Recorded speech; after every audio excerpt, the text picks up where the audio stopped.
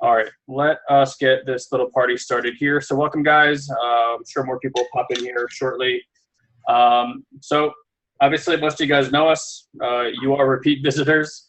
If you're not and you're new to the party, as it says there in a box, Guy Ferdman, Elon Ferdman, at least on my screen, is below me. He might be to the left on your screen also. And this is session 6 of our Have It All training series. And if you were here last week, we made this really wonderful distinction between how to distinguish unreality from reality, right? And when you're dealing with unreality, it really limits your access to seeing what else is possible. So we're always looking for access points, right? And that's what we're going to be talking about today, is different ways of looking at it, growing on that conversation. So just like kind of we did last week, I'd like to continue. Either you can pick the same area of life that you were working on before. If there was some breakthrough, by the way, in that area of life, or something became available, or you had some conversation or something to share as an insight, whatever, and you want to share, please let us know. We'll be happy to bring you out here to share with us. That's a huge teacher for everybody when somebody's willing to authentically share what they're dealing with and how that's working out. We'd love to give you a little bit of coaching to give you some access around it as well. So that can be very powerful. If you want to do that, just drop it in the Q&A box and we'll bring you out. Or not, we can just share what you're sharing with us. So again, I would just take a piece of paper and a pen, and in 30 seconds, write the area of life that's important to you, that you want to work on. Areas of life could be things like health, relationships, business, finances, time management, leap, like really like whatever it is that you feel you want to break through in. That's a really good thing to have in mind, so you have something to think about, or like, apply what we're talking about here. And then once you have that area down, you could jot down like quick little bullet points of like 2 or 3 reasons that you have why you feel like that area of life is not working well for you. Okay, so just take a moment, please do that. And then with that, do you want to kind of lead off and share what we're going to do today? No, go ahead. I mean, I know you had like, unless I had some bullet points written down. Yeah, so why don't you go over the bullet points? Okay. All right. Do you want to give them a little bit just to write that up? Yeah. I think you could start sharing about it. I mean, it shouldn't take too long to get that stuff down. So what we wanted to cover today is kind of to build on the conversation that Guy had solo last week. So I'm sorry I missed you guys. But we were obviously talking about story versus what happened. And we're going to look today specifically at certain things that seem to stay in your life for a particular reason. They're the things that you can't really quite distinguish as story because they feel so real to you. These are the things where you're like, well, that's just the way it is. This is the way I am. That's the way the world is. Things like that. And we're going to give you some tools on how to start busting that up. Some questions on how you can start busting up those conversations. Because ultimately, it's those things that you believe in wholeheartedly that are keeping you where you are, for good and for bad. This is not like there's certain conversations that you have that are ingrained that empower you and move you forward, and there's ones that keep you playing small, keep you in a box, keep you unhappy, unfulfilled, etc. So that's really what we're going to be working on today. And we're going to give you a couple of distinctions and a couple of ways to see these differently today than you've probably ever seen before. Okay, just typing up for people who are just getting in here. All right. All right, you want to kick it off or me? Hey, Anne-Marie, nice to have you here. Oh, and Marie's here. Nice. Mm-hmm. All right, so the first thing I want to just share with you guys is,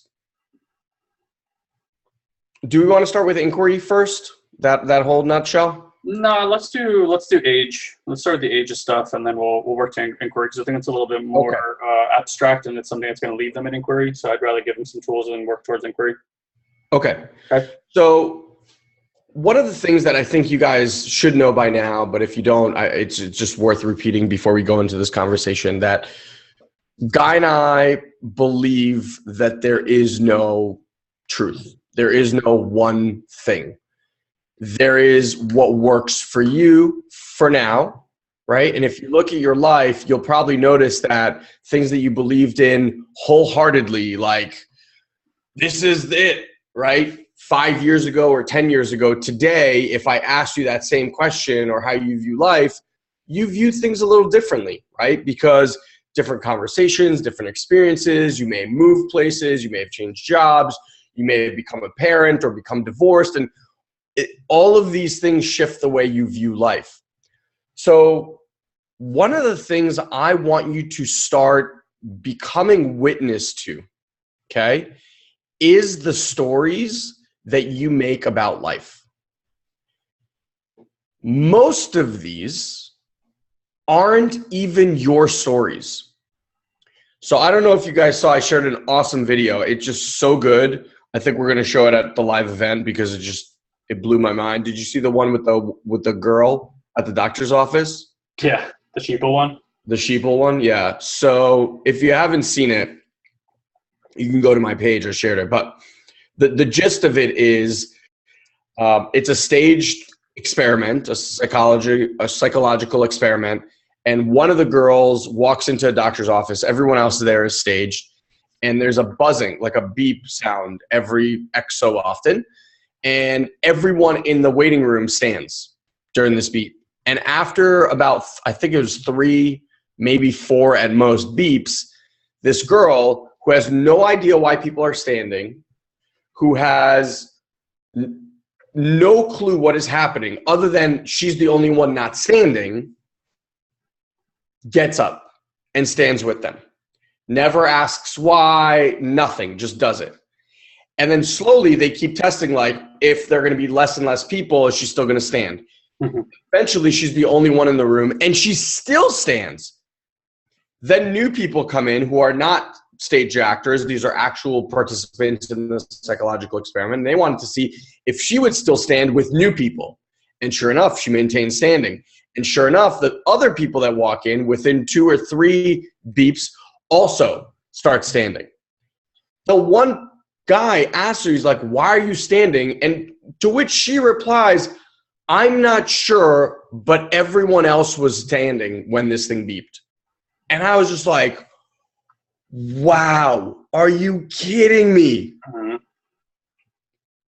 So one of the things, it was interesting, just like a side note, I was like, I wonder if we did the same experiment with entrepreneurs, if it would go the same way. And my hunch is not. Because my hunch, would you have stood? I would not have stood. I think with pressure, you would. I think almost everybody would stand. So here's what I think my reaction, and you watch it and you kind of play this out with your head, right?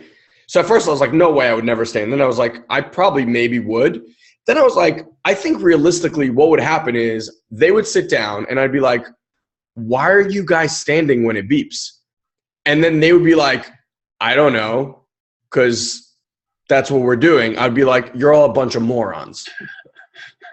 Right? Because to me, this is like a little off topic, but to me, this is what I want to talk to you guys about today. There are so many rules in life that people just follow blindly.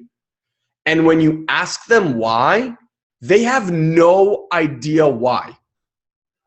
They do it because they saw other people doing it. They do it because a lot of people are doing it. They never stop to question, like, is this something that feels good to me? Is this something that fulfills me? Is this something that moves my life forward? They just blindly do it.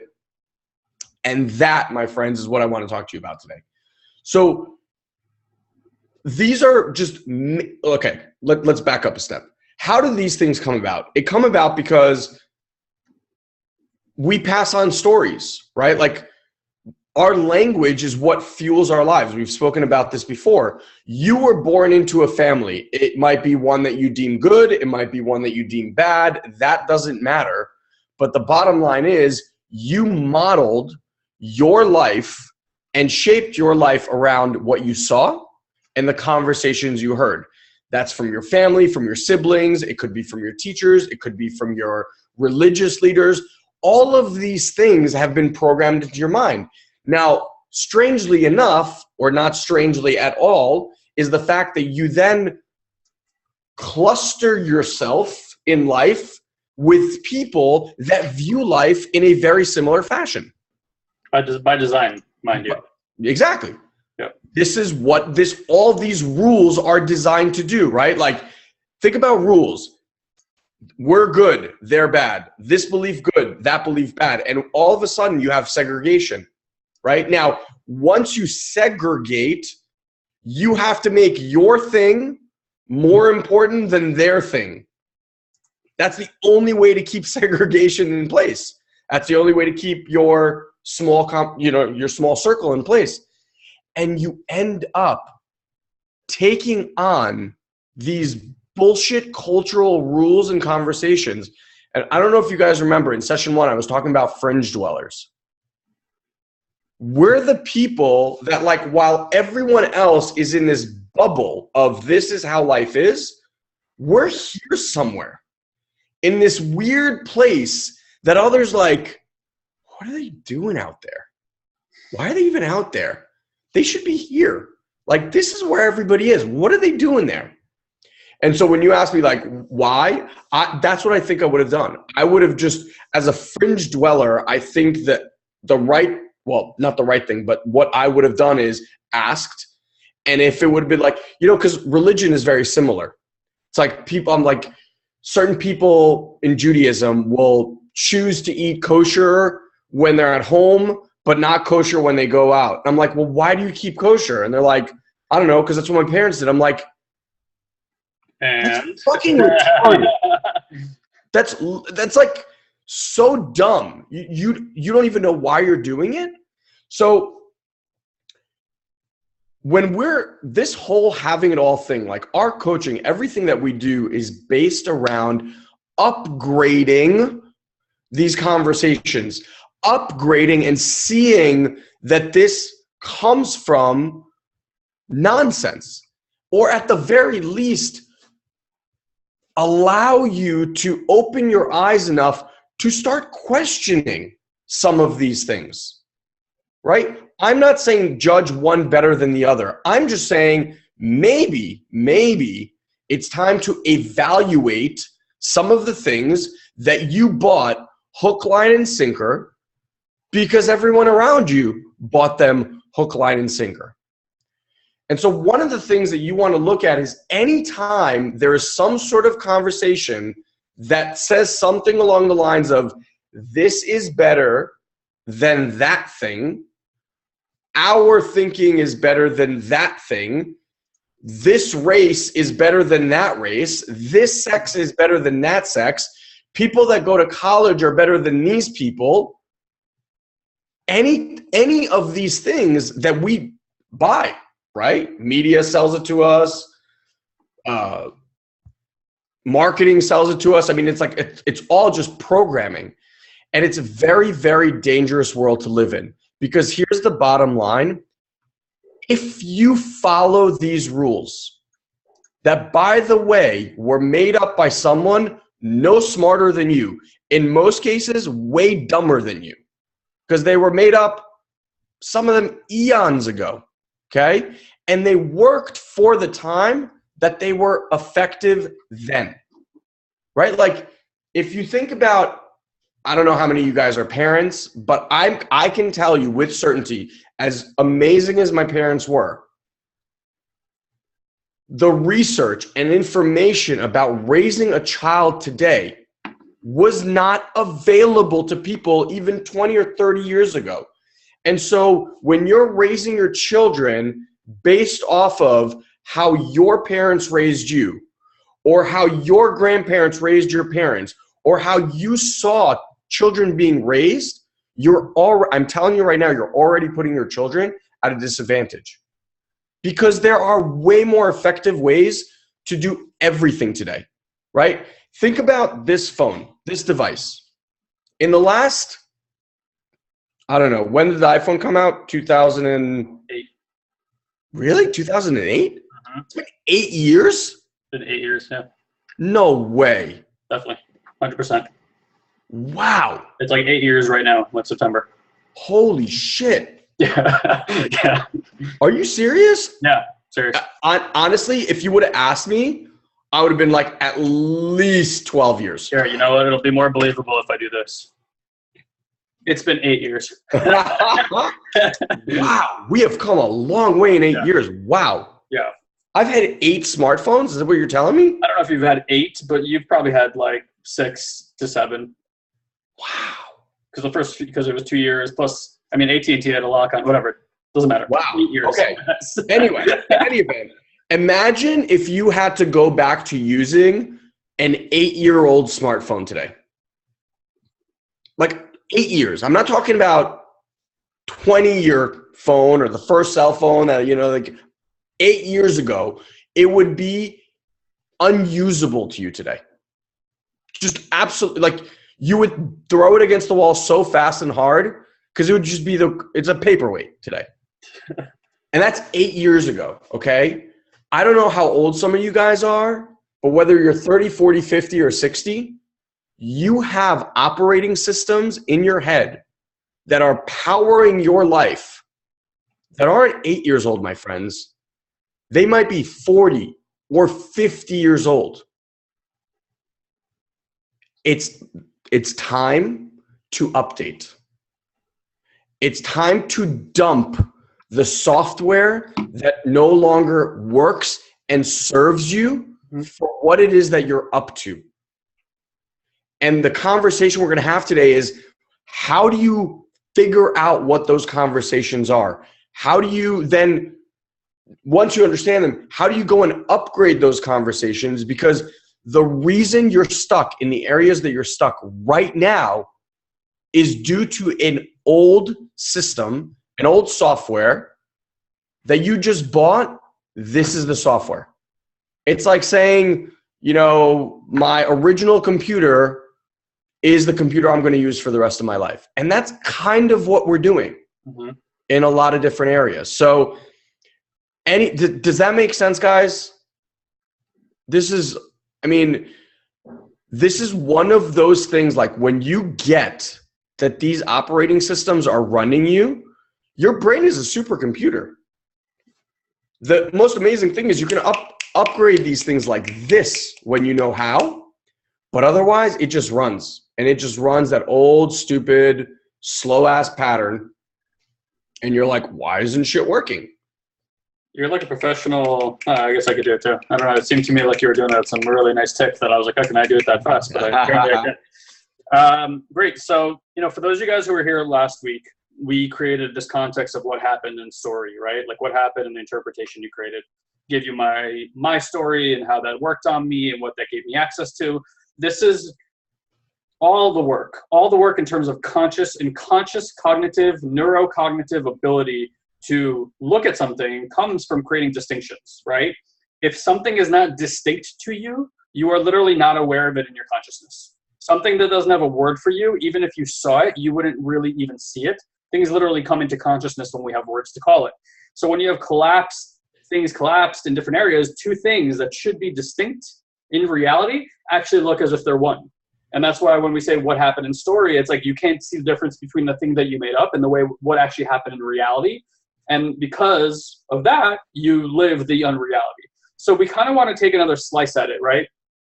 By doing this. And the way that we do that is through looking at so I don't even mind saying it. Elon and I are right now reading a book by the creator of, Mind Valley? Mind Valley. Mind Valley. Do you guys know Mind Valley? So they're a development company that have like 1 million members, amazing company, like a shining example of like integrity type of online marketing. And the guy who wrote the book clearly has done a lot of similar work to us. And he has this distinction he calls rules, right? Like B rules. And it basically just means like the bullshit rules, basically what Elon's talking about. So like things that you just ingested, taken them. It's actually not his, rules aren't his thing. He stole that from the guy from that blog, the famous blog, what if? No, but doesn't matter. Everybody's stealing everything. Nobody has original thoughts. These are just re-analogized type of thoughts. But I like it, rules. It's easy to remember. So it's like bullshit rules, and it's a lot of what Elon said right now. Now, these rules were given to you at a specific age, whether you remember it or not, okay? So you could say that these rules were given to like a 5-year-old, a 3-year-old, a 7-year-old, and that rule applies to that age. And you've believed that rule without really inquiring as to whether or not that actually works for you, okay? And this is where people find themselves in these kind of debates all the time as to, like, they have displeasure in their life. You inquire as to where the displeasure is coming from. They have this rule. They tell you the rule, or they act out the rule, and you go, well, why are you doing that? They go, well, that's the way it is. So one of the ways to distinguish this is by starting to distinguish the age of these conversations, right? So I gave you guys my story about depression and suicide and all these different kinds of things. Like, that conversation started at 12 years old. And I'm sure it started even before then. It clearly like catalyzed during that time, but it started way before that. So we could say that something probably happened. And I remember, like, what I remember when I was young is being very protective, specifically of my mother. And I remember, like, if my dad said something, or like, our mom's like a very good looking woman. And at a young age, I remember like guys catcalling her in the streets. I don't know if you remember that, like in Israel. I do. And I remember like how agitated that made me. And something got formulated about the way men are and the way women are during that time period in my life. And I actually think that that's what led to a lot of these like protective anger things that I used to do.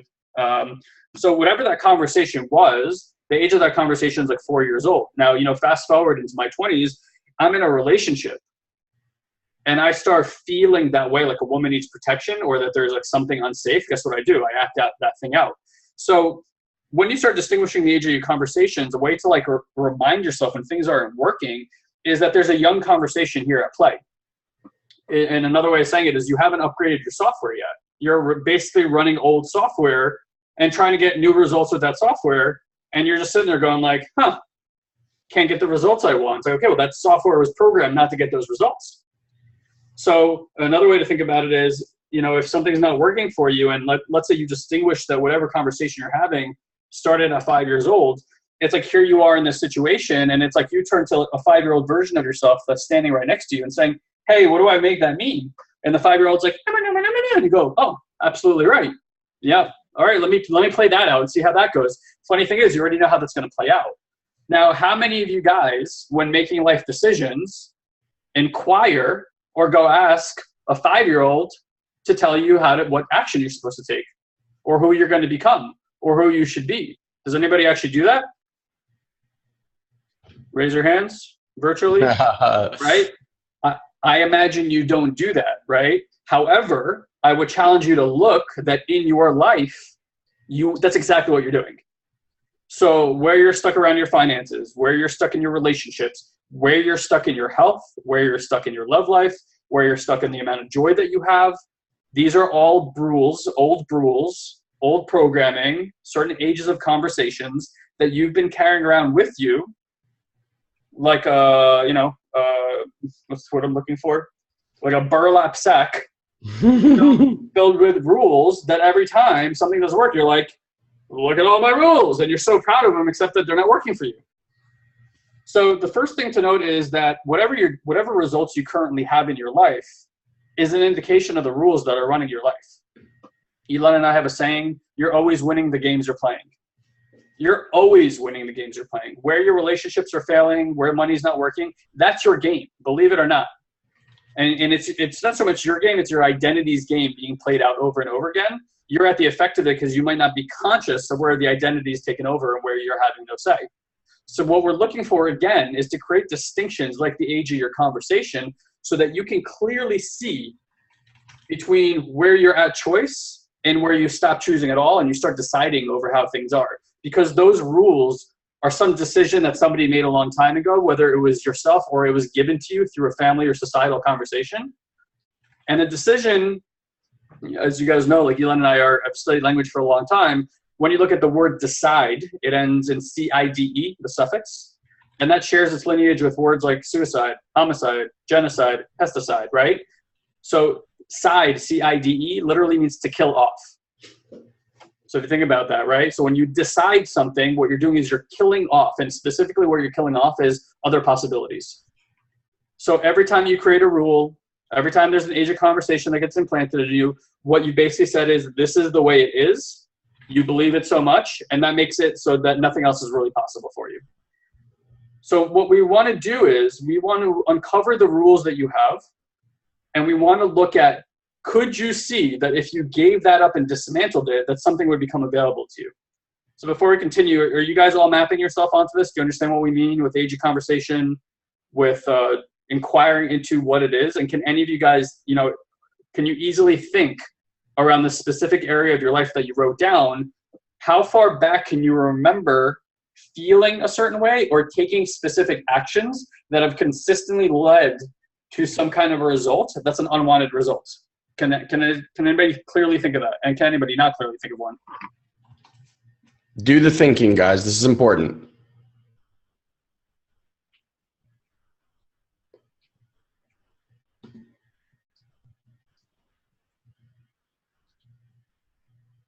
And then we're just looking for like yeses and nos in the box. We're not like looking for you to. Okay, so name yes and yes, not a specific date or time, as memories are blur, and all memories are blurs. Even the things that you're so sure of are just memories that are really blurry. Sometimes people remember things, but it's not their own memories. Like their parents told you, oh, when you were young, you were so cute. There was this one time you were in the park and you had a green jacket on and you like ran over to us and we got hit by a baseball bat. And you're like, oh, I got hit by a baseball bat. I remember that song. And you don't remember any of it. It's just somebody told you that and you've created a figment of your imagination around it.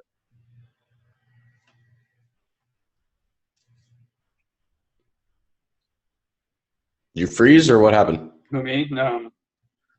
I'm just waiting for people to write something. Okay. For a minute. All right, so I guess Nee's the only one with a working memory currently. Everyone else, we're going to give you some nootropics at the end of today to get you up again. All right, cool. Got it. All right, so look, wherever you are with it is fine. What we're in is an inquiry, okay? It's really important that when you come to these things, you come to any training program, when you're an entrepreneur, it's the same thing. We tell people the same stuff all the time. By the way, I just realized we're both wearing striped shirts. Nice job. Nice. It's really important that you leave yourself in a state of inquiry, and I'm going to segue into this in a minute. You leave yourself in a state of inquiry. The right answer is not important. It is not, because whatever it is that you surmise today, tomorrow is already going to stop serving you. It's a limitation. It's only as far as you've gotten an inquiry. So we say that, today's breakthrough is tomorrow's ego trip. It'll just become part of your identity again. And all you'll do with your breakthrough is make everything that's not the breakthrough wrong, which is not a breakthrough. So again, whether it's right now on the webinar, although I would ask you to keep listening versus doing this, but when you get off the webinar, I would specifically look at the area of life that's not working for you. And just like last time, I would start going back through the memory, and whatever is most recent for you that you can remember clearly, I would use that, and then see if you could go a little bit farther back. Because if something happened to you when you're 17 and there was some like blow up with a human being, I promise you the way that you were being didn't start at 17. That started 10, 12, 13 years before that also. Okay? Even if you can't remember it, it really doesn't matter. It's more about seeing the pattern more than anything. Again, seeing the originating event, while it might be cathartic in nature and even give you access to something, ultimately the breakthrough is not reliant on whether or not you find that memory. It really is not. And noticing the pattern is much more important, okay? And then, how many of you guys can see, again, that there's some age related to this conversation, and it's not an adult conversation. Like, this is a young conversation. Can you see that? And just write in the box yes or no if you could see that.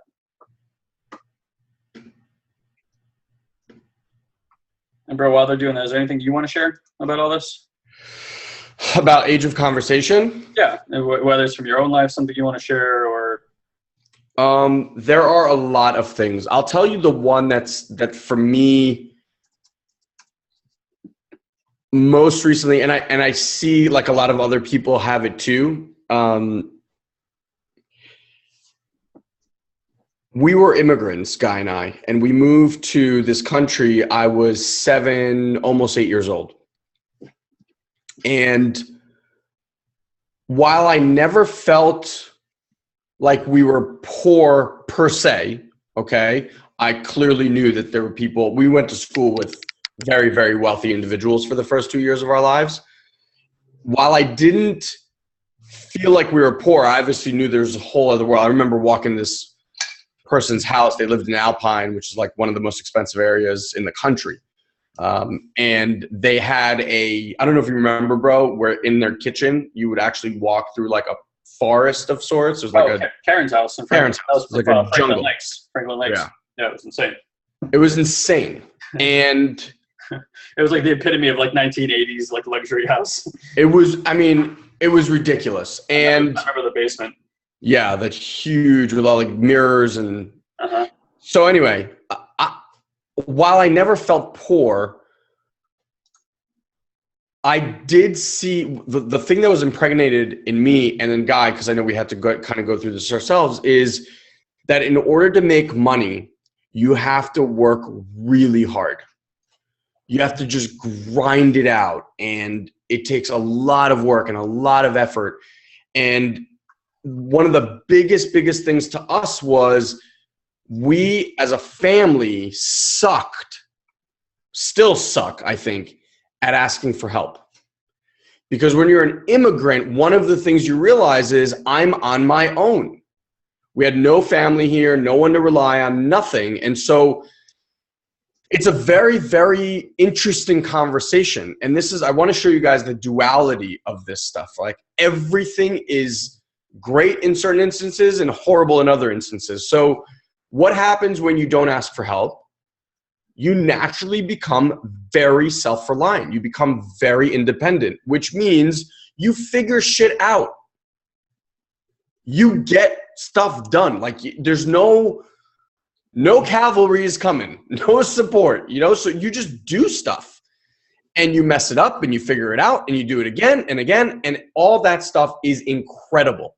I think it makes us so tenacious. And I think we're as successful as we are because of it. And the complete other side of that blade is that when you're trying to build something big, like our mission is 100 million people. Guess what? These two morons are not doing it on their own. Just absolutely not. Like it is impossible for us to achieve this mission by trying to do things on our own. We have to ask for help. This is not our thing. This is an idea, a mission that needs to have an army of people in order to make it happen. And so if the conversation is that, and here's the twisted part, right? It's not just like, I won't ask for help. The way we as a family, our conversation, the way we justify not asking for help is when I ask people to do stuff, it's always worse than if I did it myself. It takes longer. It's a pain in the ass to explain it to them, et cetera, et cetera, et cetera, which are all justifications, right? This, when I said before, like our thinking better than their thinking, the way we operate better than they, right? So we have to justify not asking for help. And that's how we justify it. I also want you to kind of talk about, the first 2.5 years of our business versus the last 3 and the escalated growth, because that's kind of how we started operating inside our business too. So talk a little bit about that, because that's an example of actually like upgrading that conversation as making that not true and making something else more true. Yeah. So again, keep in mind, this is a conversation I'm giving you that started for me, say at roughly the age of 8 years old. Okay. Meaning that, say 3 years ago, I was 32. It was running my life for 24 years. And it would have continued to do so had we not been playing this SatoriPrime game.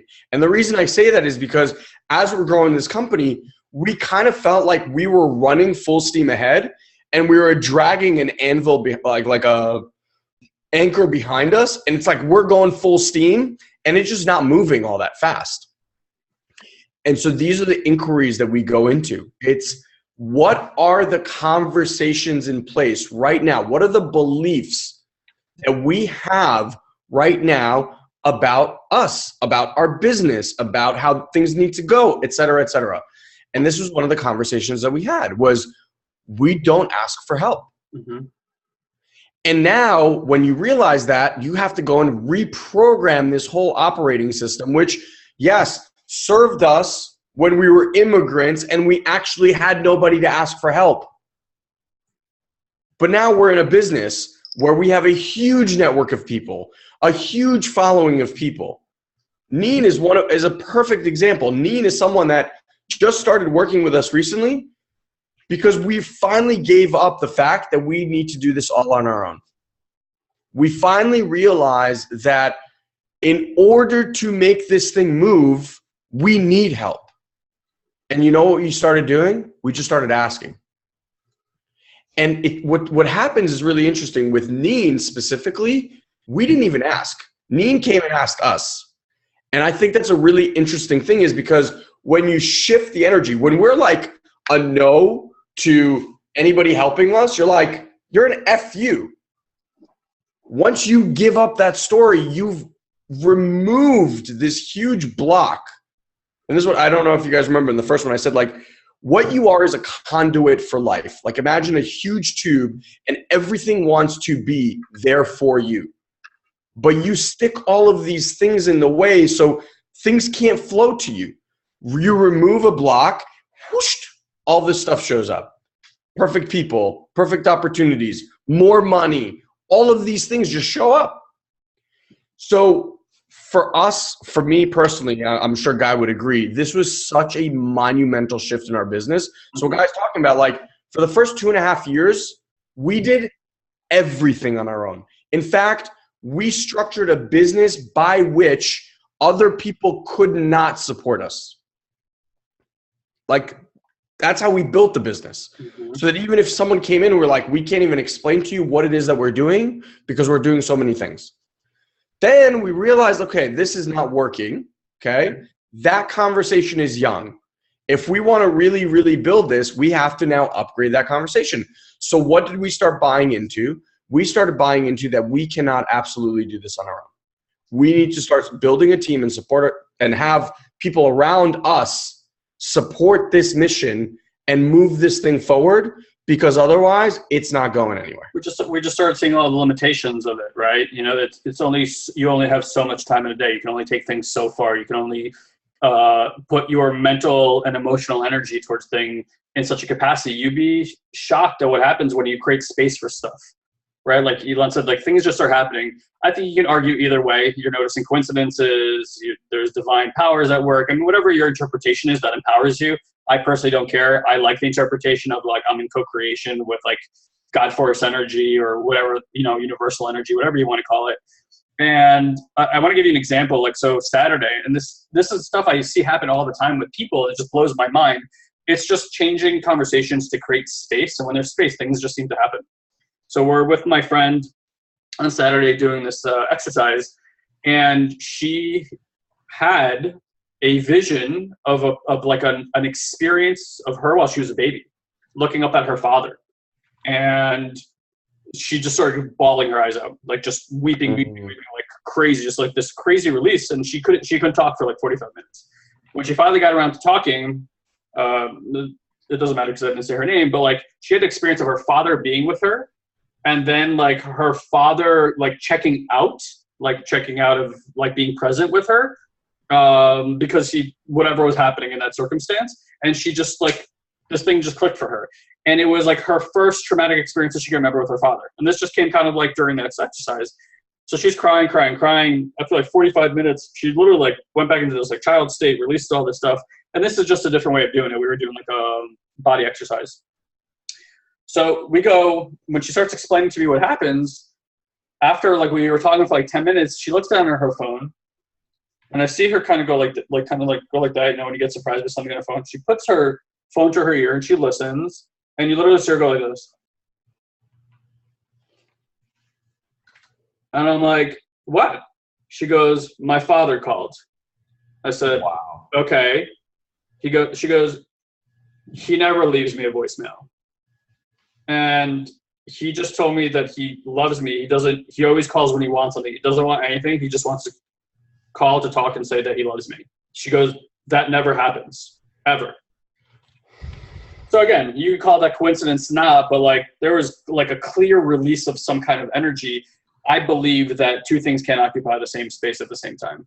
If you want something in your life, whatever belief you have right now is in the way of that thing coming in, because that belief is static in place. And until you're willing to let go of that for upgrade, that upgrade can't come into that space until you give that up.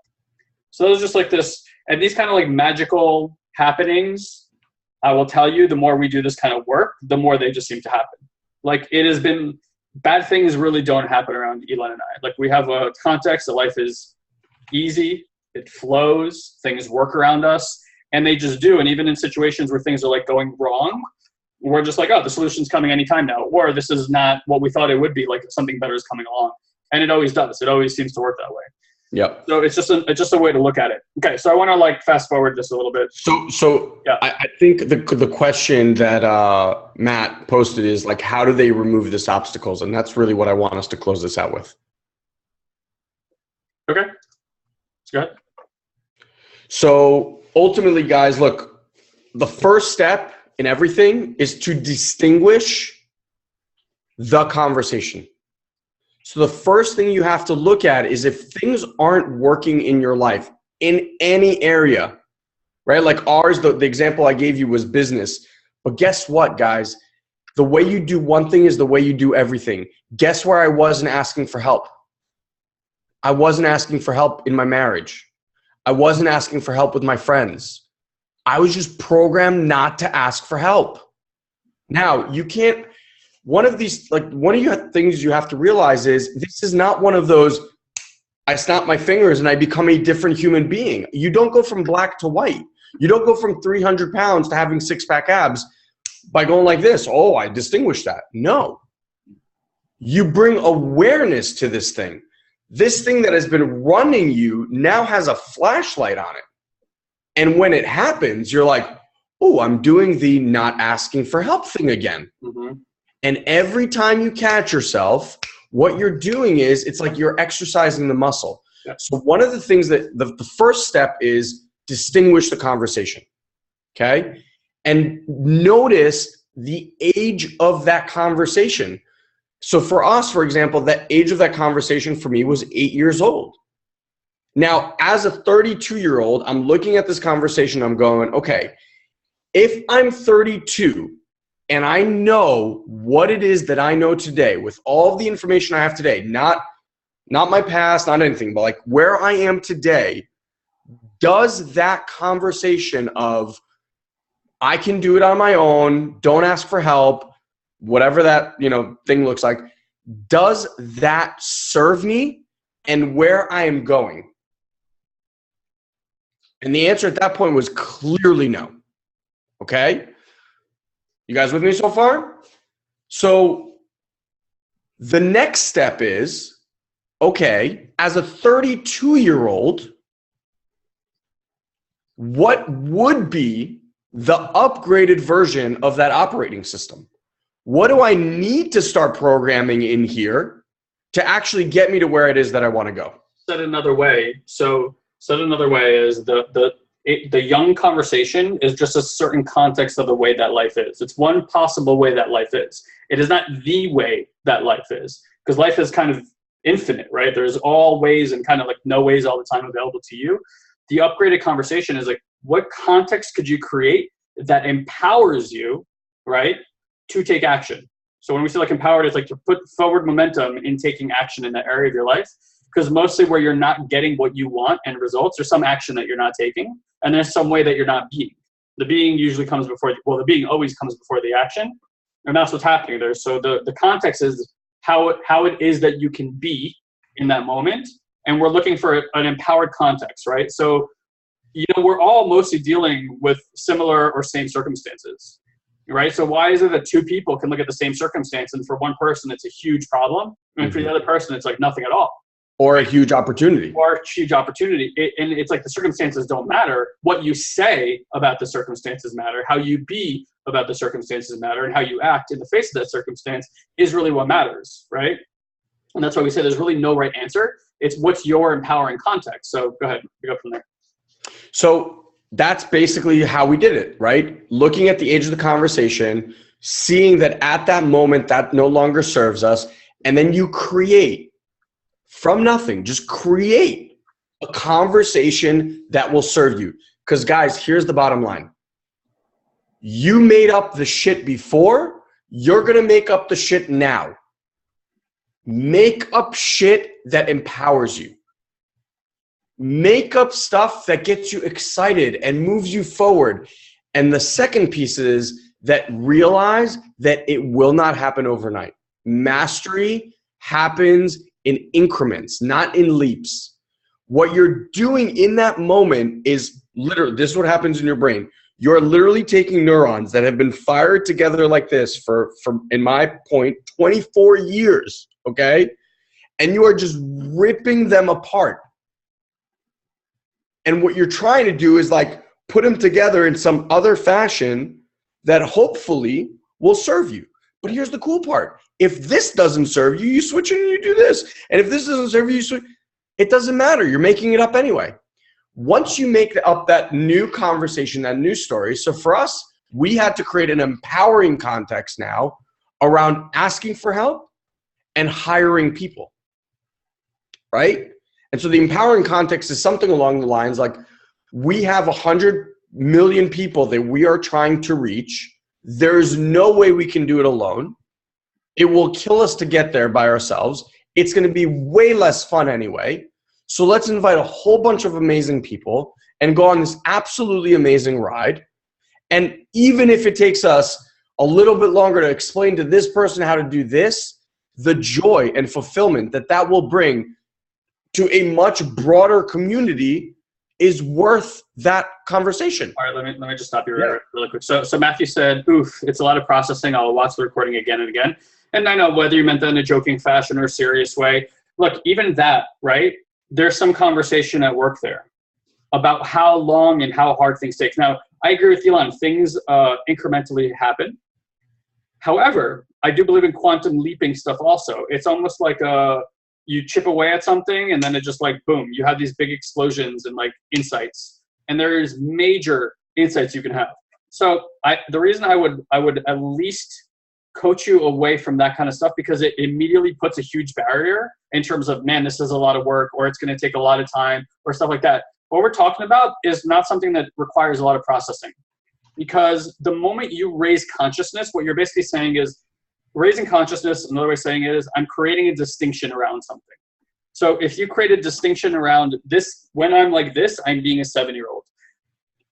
Genuinely, I mean, mostly generally, people don't want to act like a 7-year-old when they're an adult, right? Being an adult is not something that happens to you. It's just another way of being. It's a possibility, and it shows up a certain way in society today, and we can always redefine what an adult means if we choose to. So doing this kind of work, and where the insights really come, is really just by putting attention on things.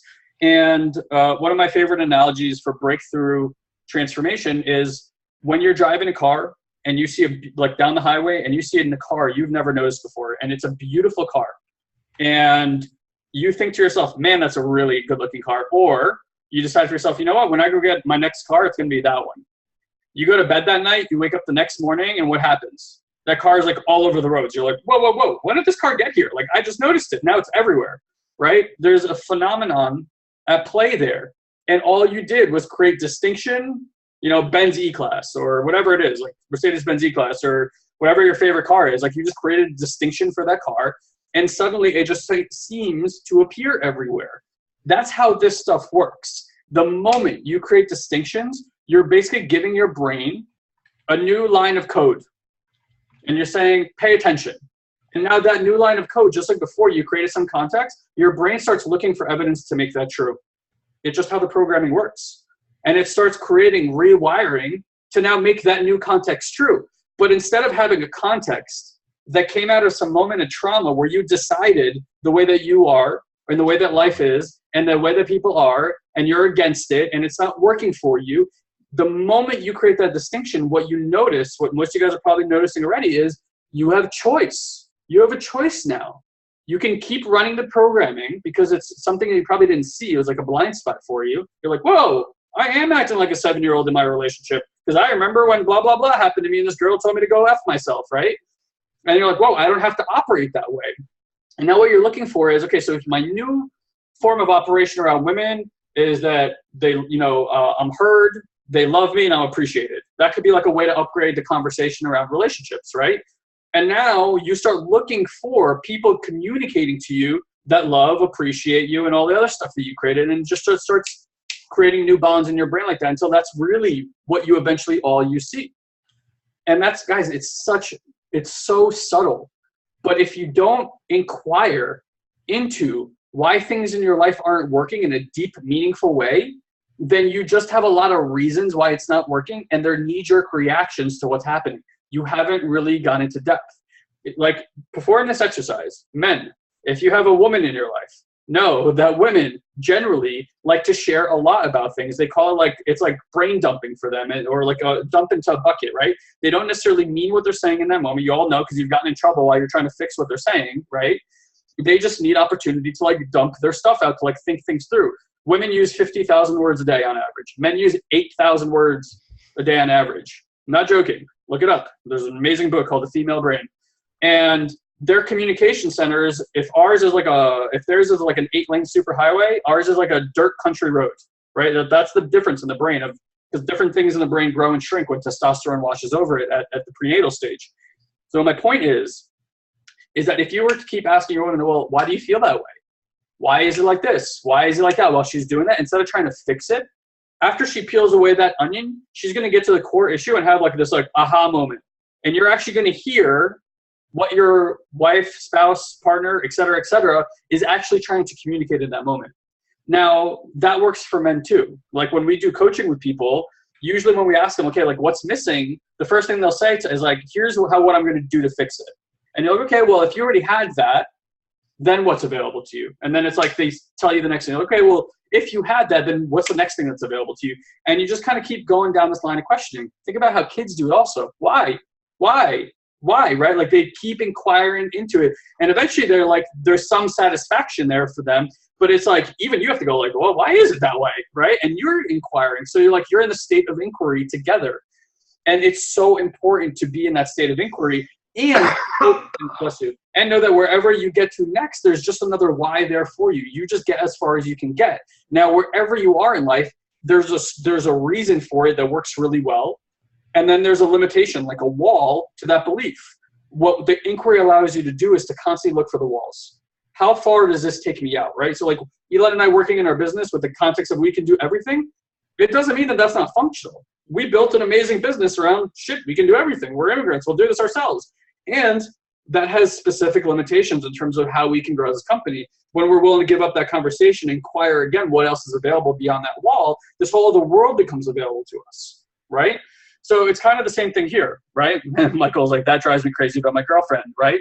Yeah, right? It's all about, but even that, right? So you have a certain conversation about what it means to listen to your girlfriend. And a lot of men have that conversation like, oh, women are crazy, right? That's an old conversation. Crazy how? They're just different. They just communicate differently. So when you study women, you realize they have completely different communication patterns. And men, instead of inquiring into what's different, we go, oh, well, they're crazy. And that gives you an excuse not to really listen. And then you lose love in the relationship. And then you go, why isn't this working anymore? Right? Where you can create different contexts. So these are all the little shifts we can make. Anything you want to add to that? No, I just want to kind of put a bow on this and say that once you distinguish and you upgrade, okay, the next job for you is very simple. Bring awareness time and time again to when this is happening, because realize this conversation has been running the show for decades for most of you. You're twisting it and creating something new. That conversation needs to kind of plant its own roots in order to take hold. That means every time you catch the old conversation come up, say we're doing something and we think, you know what, it would be great to look for so-and-so. And the thing inside is going to go, no, they're not going to do it the same way. It's just going to be a waste of time and money, blah, blah, blah, blah, blah, blah, blah. That's when you go, no, I'm no longer listening to that 8-year-old conversation. I choose to, and you literally say the new thing. Mm-hmm. You could say it out loud. You can say it to yourself. You have to physically reprogram it every single time. So whatever your conversation is, every single time you hear the old one, you go, no more of that. Here's the new one. No more of that. Here's the new one. No more of that. Here's the new one. And eventually the old one stops talking because you've programmed a new system in place. And in that programming, guys, when I say new operating system, I mean this new operating system, you know, when you went from, I don't know how often you guys switch cell phones, but I just kind of like this analogy. You know, when you go from a 2-year-old phone to a new phone and you pick it up and you push some buttons, you go, holy shit. And then you go back to the other one and you just push a button and it's like, oh, thank you. Everything is just slow and whatever. Eventually, it will become that way too. When you upgrade these conversations, your whole world changes. Opportunities are different. Different people show up. It all just starts flowing. And you're going to be standing there going, I can't believe this shit works that easily. And I'm telling you, it is that easy. It really, really is that easy. So in the at the live event, and I want to just start segueing to that, at the live event, we're going to do exercises around upgrading these conversations. We're actually going to have you guys go through conversations that have been running the show, and you're going to physically go and upgrade them. Yeah. We're going to show you basically like how to be a gardener, right? If you're a gardener and you're not being cognizant of your garden, you get weeds. Not because you want them there, because they just sprout and grow naturally. And the things that we complain about, those are kind of like our weeds. Like that's a really good way of seeing where your weeds are. You complain, those are weeds. This, what we're showing you is like, here's how you rip out the weed. I can't plant another seed where a weed is, right? I got to pull the plant out. So these new conversations are like you putting the new seed in the ground and then tending to them. But if you plant a new seed, you can't just be like, all right, screw it, good luck. Like there needs to be some level of consciousness to look at it, water it, fertilize it, all that kind of stuff. And that's properly gardening something new rising. And you're like, this is the same way. It's just noticing. So we're going to train you on how to quickly create these things. And the more you do it, you get really, really good at it. And where it starts looking at, instead of like looking at how do I fix things, I think for me, a better context is how do I perform better? Like, how do I increase my performance? Because all this stuff we talk about ultimately is human performance. I want to perform better in my relationship. I want to perform better in my business, perform better in my health. That you're performing at a certain level. But wherever you are, you're like, shit, I want to be here, right? The reason Guy and Elon can make, a lot more money, it's just based on giving up conversations. And performance is just based on the ability to take action. Except most of you guys have conversations, and every time that conversation fires, every time that weed is there, you look at the weed and you go, well, now what? And then you don't do anything about the weed because you don't have a distinction around it. So it stops you from taking any action that would actually make a difference in terms of the performance. Once that weed is gone, it becomes very natural to take action consistent with that new way of being. And then you just find that like, whoa, the results are changing. And the more you do that, the more you start noticing how these like, I don't want to call it strange alignments, but like these like universal alignments seem to empower and work with you. He does a really good job of explaining it in that Mind Valley book too. It's like, it's just a phenomenon that happens. It seems to happen to everybody. Once you start doing this kind of work, there is like, you feel lucky. It actually feels like luck, but it's like this integrity alignment that you start putting in place. And when you have integrity, things just start working with flow. It's just kind of what happens. So if you guys we do those techniques in group coaching too? We do some of this in group coaching. Yeah. Again, there's a huge difference, I will tell you guys, between group coaching, which is, like this in an online setting, to live when we're with you, see you eye to eye. Because what comes up in a group setting when everyone in the group is doing this work, when you're going online and we say, hey, write this down or think about this or answer this question, a lot of the time because of the time crunch, we don't have the ability to literally stop there and go, okay, take the next 5 minutes to do this because it's going to be really weird on a webinar. But when we're at a live setting, we'll do that. And you'll have 5, 10, 15 minutes sometimes to write things down. And then we're going to have you call on you guys, and you're going to share, and other people are going to share, and you're going to go, oh my God, I have that same thought. And then Guy and Elon start working with Mark, and then Mark shares something, and then Ole is sitting there going, oh my God, I do that same thing with my wife or my mom or my whatever. And that's how you have just massive, massive breakthroughs in 2.5 days. So again, if you haven't registered, the 2 people I picked out actually coming to the live event.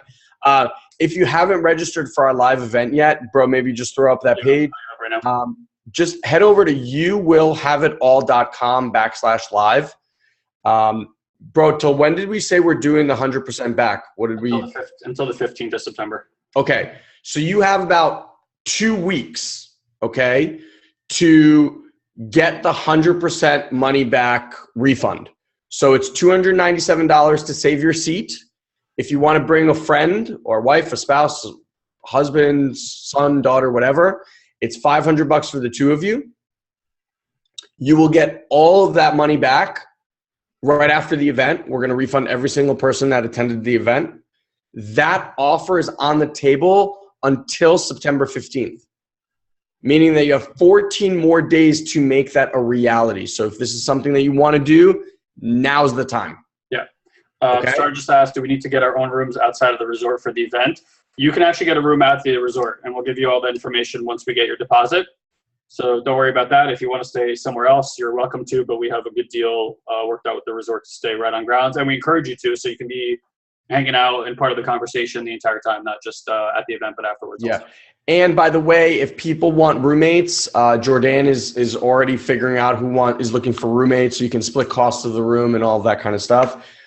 We can help you with that as well. But after the 15th, we will no longer honor that 100% refund. So make sure if this is something you want to do, now's the time basically to make that happen, okay? We're still offering the private pre-training session, which is 4 hours with Guy and I. We may bring in another speaker to do some awesome work with you guys. We're still in communication with that. But there's, like Guy posted, there's really only a couple of seats left for that. So jump on this for sure. In addition, if you can't make the live events, so I know Matt was asking about the group coaching offer. We do have a group coaching offer, which is $197 a month, and you get these kind of conversations. We're usually there for about 2 hours, 2.5 hours each call, and we do it every 2 weeks. Well, I would actually say they're a lot deeper. So here it's a webinar format where we're just speaking at you. In the group coaching, we actually have all the people on the screen at one time. So like we're directly interacting. You can come out for coaching. I mean, it's ultra powerful. Like we have easily, like within one conversation, completely shift an area of your life. Like we see it all the time in the group coaching. So it's not quite the same as this. Yeah. Definitely. And it's an ongoing coaching. We started it, bro. When did we start it? End of November last year. End of November. So we're almost cracking on to a year. Yeah, we've done 23 sessions so far. Say it again? We've done 23 sessions so far. Yeah, a lot of people will be there for the entire time, have been there for the entire time. The conversation goes really, really deep. People share amazing things. We do challenges with each other. We just started the 30-day journal challenge. We've done 30-day meditation challenges, which people never stop meditating. You know, people are at like 100 and something days already. It's an incredible, incredible community. So if you want to participate in that, you know you can't make it to the live event, but you like these kind of conversations, get in there now. Get in there now. $100 off. Use that coupon, Satori Coaching. And I will let you know, guys, that we also have a VIP package for the live event. Ole was just actually asking me about it. It's a full day on the 6th of additional training. If you sign up for that, you get 2 months free of the group coaching included. So you can basically start in the group coaching immediately and then join us in November in San Diego, which is an amazing, amazing opportunity. So with that being said, again, they get for the deposit that we're giving 2 months. Say it again. For the deposit, we're getting 2 months. No, for the VIP. Oh yeah, for the VIP. Okay, just want to make sure. No, we're not telling them that's not true. Yeah. So thank you again for coming out here, guys. We love having these kind of conversations. These are the things that I think make the biggest difference in people's lives. I will just urge you all to go through and do this work. Don't get off this webinar and go, oh, that was great. I feel great, blah, blah, blah. Sit here right now and just start thinking, okay, what are conversations that hold me back? What are conversations that I've bought hook, line, and sinker that are running the show for me? And just write them down, brain dump. Like you don't need to process them. Just start writing them down and then go through them again and go, wow, I see how this one conversation is really running the show for me in this area or in this area or with this person, etc. And just upgrade it. Give it an age. And it doesn't have to be the right age, you know, if it's like 7 or 8 or 12 or 15, it doesn't matter. It's just for you to kind of get a sense of, wow, I was young and dumb and impressionable when this was happening. I'm now 45.